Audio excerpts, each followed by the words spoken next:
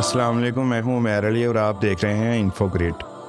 ناظرین، اللہ تعالیٰ نے بہت سے انبیاء علیہ السلام کو مبعوث فرمایا اور بہت سی کتابیں نازل کیں، جن میں سے بائبل اور قرآن ہی اب اس دنیا میں موجود ہیں۔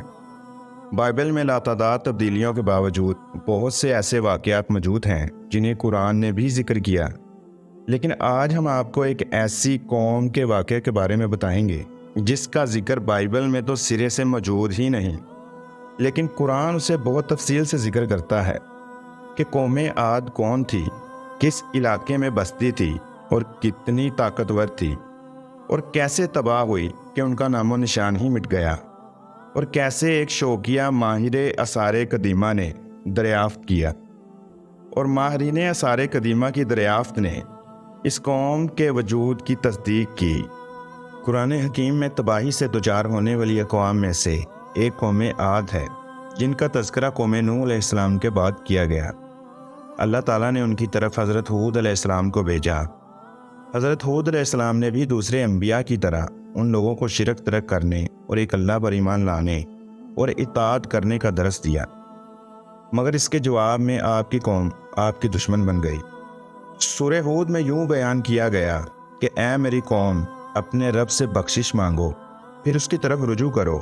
اللہ تم پر آسمان سے موسلا دھار میںہ برسائے گا اور تم کو قوی سے قوی تر کر دے گا، اور گناہ گار بن کر روگردانی نہ کرو۔ وہ بولے، اے ہود، تم ہمارے پاس کوئی سند نہیں لے کر آئے، اور موز تمہارے کہنے سے ہم اپنے معبودوں کو چھوڑنے والے نہیں، اور نہ ہم تم پر ایمان لانے والے ہیں۔ قوم عاد پہاڑوں میں اپنے مضبوط گھر تعمیر کرتے اور بڑے بڑے ستون بنایا کرتے تھے۔ سورہ الفجر میں یوں ذکر کیا گیا، بڑے بڑے ستون والے جو ارم کہلاتے تھے، جن کا مثل دنیا میں کوئی پیدا نہیں کیا گیا۔ ارم شہر موجودہ جنوبی یمن اور عمان کے علاقے پر مشتمل تھا۔ آج اگر کوئی جنوبی عرب میں سفر کرے تو اسے وسیع و عریض صحرا کا سامنا کرنا پڑے گا۔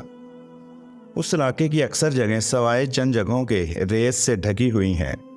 یہ صحرا سینکڑوں بلکہ ہزاروں سال سے یہاں موجود ہے، مگر قرآن حکیم ہمیں قوم عاد کے بارے میں حیران کن معلومات دیتا ہے۔ حضرت ہود علیہ السلام نے انہیں عذاب الہی سے خبردار کرتے ہوئے ان کی توجہ ان باغات اور چشموں کی طرف مبذول کروائی جن سے اللہ تعالیٰ نے انہیں نوازا تھا۔ اللہ تعالیٰ نے سورہ الشورى میں ارشاد فرمایا، پس اللہ سے ڈرو اور میری اطاعت کرو، اور اس سے ڈرو جس نے تمہیں وہ چیزیں عطا کی جو تم جانتے ہو، تم کو چھپائے اور بیٹے عطا کیے اور باغات اور چشمے۔ مجھے تمہارے بارے میں ایک بڑے دن کے عذاب کا ڈر ہے۔ اب بار جسے شہر ارم قرار دیا گیا، جو عاد کا شہر تھا، اب مکمل طور پر صحرا میں بدل چکا ہے، تو پھر ہود علیہ السلام نے کیوں اس طرح خطاب کیا؟ تاریخی ریکارڈ ہمیں بتاتا ہے کہ یہ علاقے جو مکمل صحرا میں بدل چکے ہیں، کبھی بہت ہی زرخیز میدان تھے۔ ان کا بڑا حصہ سرسبز باغات سے ڈھکا ہوا تھا، جیسا کہ قرآن حکیم نے بیان کیا ہے، اور چند ہزار سال قبل تک یہاں کے لوگ بہت ہی خوشحال تھے۔ جنگلات نے علاقے کے سخت موسم کو خوشگوار کر دیا تھا۔ اگرچہ صحرا موجود تھے، مگر اتنے زیادہ رقبے پر موجود نہ تھے۔ جنوبی عرب میں عاد کے رہنے کے حوالے سے کئی اشارات ملے ہیں۔ ان آثار کے مطابق اس علاقے کے لوگ اعلیٰ معیار کے نظام آبپاشی کے مالک تھے، اور اس نظام آبپاشی کا واحد مقصد زراعت تھا۔ یہی علاقے جہاں آج زندگی محال ہے، کبھی کاشتکاری اور کھیتی باڑی ہوتی تھی۔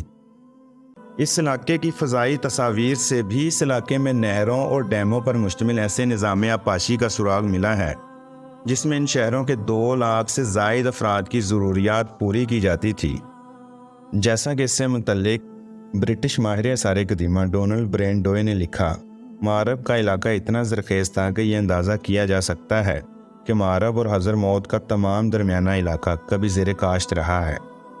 معروف یونانی مصنف پلائنی نے اس علاقے کو بہت ہی زرخیز علاقہ قرار دیا تھا، جہاں دھند چھائی رہتی تھی، درختوں والی پہاڑیاں، دریا اور وسیع جنگلات تھے۔ حضر موت، جو کہ یمن کا علاقہ ہے، کہ دارالحکومت شیوا سے ملنے والے کئی کتبوں میں ایسی تحریریں ملی ہیں کہ یہاں کثیر تعداد میں مویشی پائے جاتے تھے، جن سے کئی کی قربانی بھی کی جاتی تھی۔ ان سب حقائق سے ظاہر ہوتا ہے کہ یہ علاقہ کبھی بہت ہی زرخیز تھا۔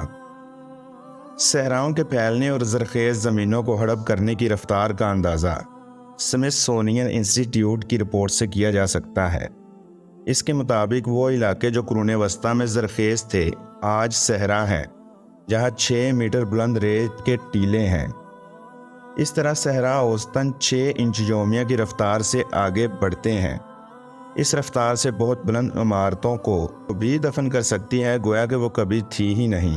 اس لیے یمن میں تیمنا کی 1950 میں کی گئی کھدائیاں اب دوبارہ ریت کے نیچے آ چکی ہیں۔ اہرام مصر بھی کبھی ریت میں دفن تھے اور بہت ہی طویل عرصے تک کھدائیوں کے بعد وہ منظر عام پر آ سکے۔ یعنی وہ علاقے جو آج صحرا ہیں، عین ممکن ہے ماضی میں وہ بالکل مختلف منظر پیش کر رہے ہوں۔